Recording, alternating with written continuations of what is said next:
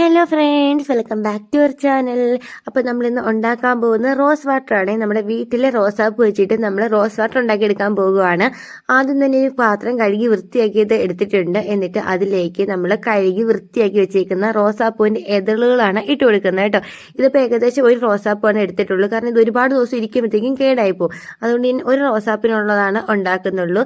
എന്നിട്ട് അതിലേക്ക് നല്ല ചൂട് വെള്ളമാണ് ഒഴിച്ചു കൊടുക്കുന്നത്. ഇത് ഒഴിച്ചു കൊടുത്തിട്ട് ഉടൻ തന്നെ നമ്മൾ ഇതേപോലെ എന്തെങ്കിലും ഒരു അടപ്പോ മൂടിയൊക്കെ വെച്ചിട്ട് അടച്ചു വെക്കണം കേട്ടോ. എന്നിട്ട് ഇത് ആറാൻ വേണ്ടിയിട്ട് വെക്കണം.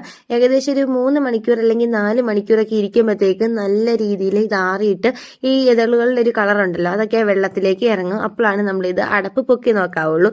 ഇടയ്ക്കിടയ്ക്ക് പോയി അടപ്പൊന്നും പൊക്കി നോക്കല്ലേ, ഞാൻ കാണിക്കുന്ന പോലെ കേട്ടോ. എന്നിട്ട് നമുക്ക് നല്ല രീതിയിൽ ആറിയിട്ട് പൊക്കി നോക്കാവേ. ഇപ്പം ഒരു 3-4 മണിക്കൂർ കഴിഞ്ഞിട്ടുണ്ട്. നല്ല രീതിയിൽ വെള്ളം ആറിയിട്ടുമുണ്ട്.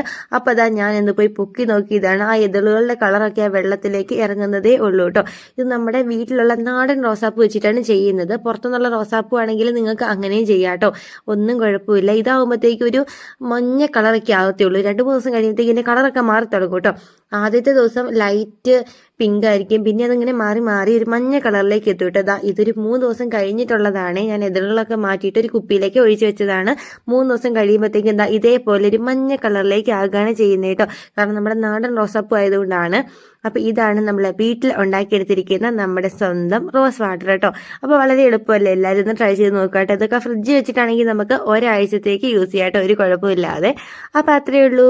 ഇങ്ങനത്തെ കുഞ്ഞു കുഞ്ഞു വീഡിയോസൊക്കെ കാണാൻ താല്പര്യമുള്ള കൂട്ടുകാരുണ്ടെങ്കിൽ തീർച്ചയായിട്ടും ചാനൽ സബ്സ്ക്രൈബ് ചെയ്യണം, സപ്പോർട്ട് ചെയ്യണം, വീഡിയോക്ക് ലൈക്ക് ചെയ്യണേ.